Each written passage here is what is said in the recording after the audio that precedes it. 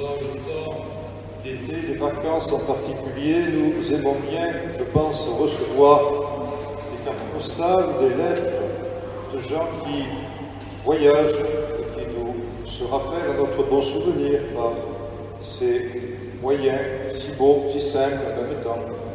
Eh bien, pendant ces plusieurs dimanches, je pense que nous pouvons, nous aussi, être attentifs aux lettres que nous pouvons recevoir de la part de Saint Paul.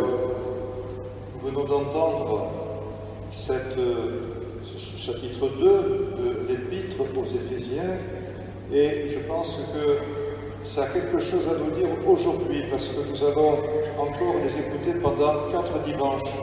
Donc sur 5 dimanches, la liturgie nous propose de parcourir l'ensemble de la lettre de Saint Paul aux Éphésiens.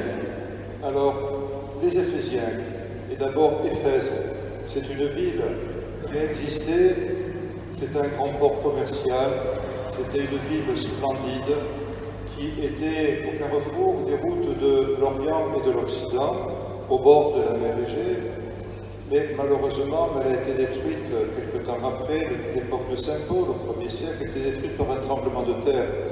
Et simplement aujourd'hui, quand on a la chance de pouvoir, comme je l'ai fait 2 fois, la visiter avec des groupes de touristes, on est émerveillé de ce que d'abord le travail des archéologues a pu construire ou reconstruire de l'antique Éphèse. D'abord, il y a une très belle bibliothèque, Celsus, qui a été remontée, et puis il y a aussi cet immense théâtre qui a été le théâtre, si on peut dire aussi, d'un grand événement qui nous est raconté dans le livre des Actes des Apôtres, c'est-à-dire le succès de la prédication de Saint Paul auprès des gens d'Éphèse, aussi bien les Juifs et les Grecs, qu'ils ont été bouleversés, non pas parce que ça touchait leur cœur, mais parce que ça touchait leur portefeuille. Autrement dit, la plupart des fabricants d'idoles d'Artémis, qui était vraiment une source de revenus pour cette ville, se sont rendus compte que la prédication de Paul éloignait les gens du culte des idoles. Et un jour, ils se sont réunis dans ce grand théâtre, et ça vaut la peine de le relire, je vous donne peut-être envie de le faire aujourd'hui, les chapitres 19 et 20 des Actes des Apôtres, où tous ces gens en colère, qui ne savaient plus non plus à quel sens se vouer, se mettaient à crier, vous dit le texte, pendant 2 heures, « Grande est l'Artémis des Éphésiens, grande est l'Artémis des Éphésiens ». Alors c'est vrai que voilà, ça nous rappelle que Saint Paul, il s'est beaucoup avancé, il a beaucoup travaillé à Éphèse. Il avait choisi cette ville, alors qu'il n'était absolument pas de là, un peu comme Jésus avait choisi Capharnaüm, pour être le lieu de départ des missions vers toute la région. Et donc, nous dit le texte des Actes des Apôtres, toujours, il nous dit, pendant 3 mois, Saint Paul est allé tous les samedis à la synagogue. Et là, il a prêché pour convaincre les Juifs. Il parlait avec assurance du règne de Dieu, dit le texte, s'efforçant de convaincre ses auditeurs. Mais comme certains se durcissaient, et loin de se laisser convaincre, au contraire, diffamer la parole de Paul, Paul rompit avec eux, et à ce moment-là, il prend à part ses disciples, les gens qui veulent l'écouter, et il les adressait chaque jour la parole dans l'école de Tyrannos. Et on trouve effectivement dans Éphèse un lieu qu'on appelle l'école de Tyrannos. Saint Paul avait dû se faire prêter une salle de cette maison privée qui servait à des formations, et puis il le faisait sans doute entre 11h et 16h, c'est-à-dire les moments où les élèves ne venaient pas parce qu'il faisait trop chaud, et au contraire, lui, il avait loué peut-être pour un prix plus modique cette salle afin que ceux qui voulaient écouter la parole puissent le faire. Et donc beaucoup, nous dit le texte de Saint Paul, le texte des Actes des Apôtres, beaucoup juifs et grecs ont pu entendre la parole du Seigneur. Donc Éphèse est pour nous chrétiens, une ville importante, une ville symbole de la réalisation et de la réussite de la prédication de Paul, qui a évangélisé lui et ses disciples toute la région autour d'Éphèse, en particulier ces fameuses 7 églises dont les lettres ouvrent le livre de l'Apocalypse, Smyrne, Pergame, Laodicée, Thyatire, Sardes et Philadelphie, que vous pouvez retrouver dans vos Bibles si vous pouvez en avoir le goût. Alors, quand on aborde aujourd'hui donc cette épître de Saint Paul aux Éphésiens, on est au 2e chapitre, on a déjà entendu la première partie dimanche dernier, qu'est-ce qu'on va découvrir? On va découvrir que la proclamation du Christ, nous dit Paul dans ces passages, est venue réaliser la paix entre le juif et le païen. Et c'est vrai que par une intuition très forte, Saint Paul passe par-dessus toute l'histoire de son époque et même voire beaucoup plus loin. Parce qu'il dit, à partir des deux, le juif et le païen, le Christ a voulu créer un seul homme nouveau, voulant réconcilier ainsi les uns et les autres avec Dieu. Il a supprimé le mur de la haine. Alors quel était ce mur de la haine? Le texte ne le dit pas, mais probablement, ce n'était pas le mur de Berlin, ce n'était pas le mur de Jérusalem, mais c'était un petit mur qu'il y avait dans le parvis du temple. Il y avait une partie qui était réservée aux non-juifs et une partie qui était réservée aux juifs. Et entre les deux, il y avait un petit mur avec une inscription: tous ceux qui rentreront ici sans être circoncis seront mis à mort. Voilà, c'est probablement à partir de ça que Paul a créé cette image du mur de la haine, cette séparation entre les uns et les autres.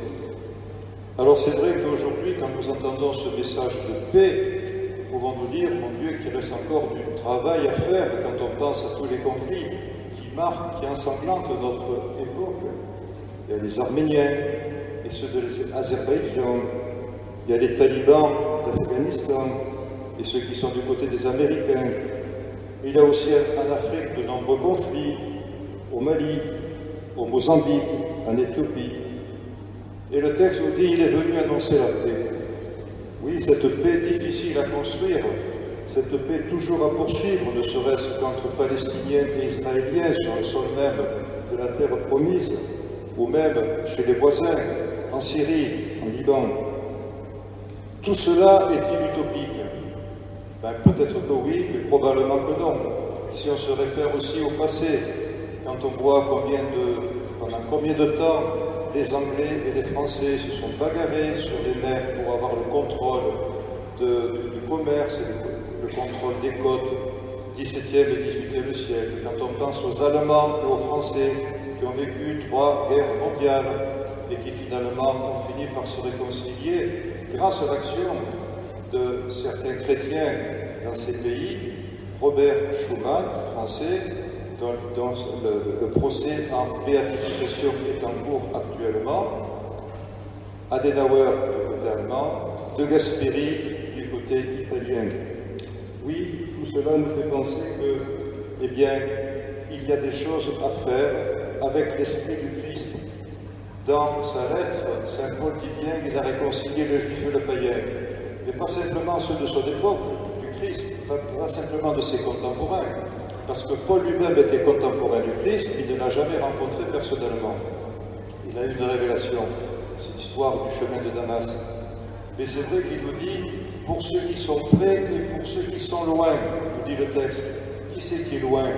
C'est nous, parce que nous sommes loin dans le temps, loin de l'époque de Jésus, loin de l'époque de Saint Paul, et pourtant la paix du Christ doit être accueillie par nous pour être construite par nous.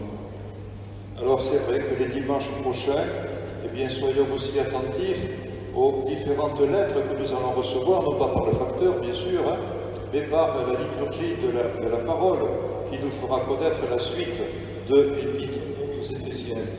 C'est la parole de Dieu qui nous est proposée ainsi régulièrement. Nous pouvons également, bien sûr, dans nos Bibles, avoir la curiosité de l'ouvrir.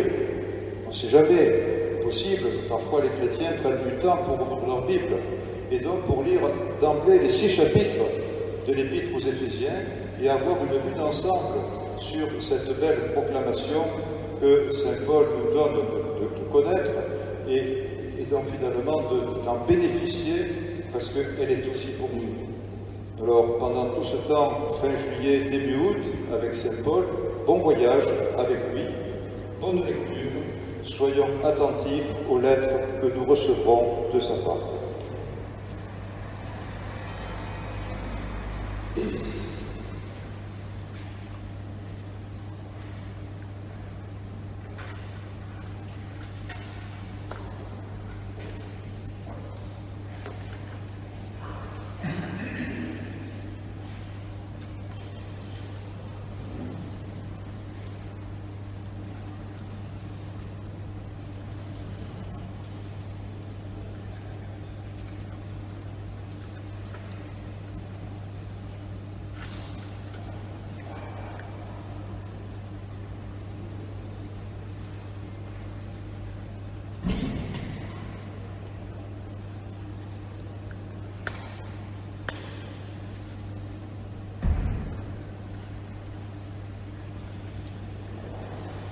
Proclamons la foi de l'Église, celle qui nous vient précisément des apôtres. Je crois en Dieu, le Père puissant, Créateur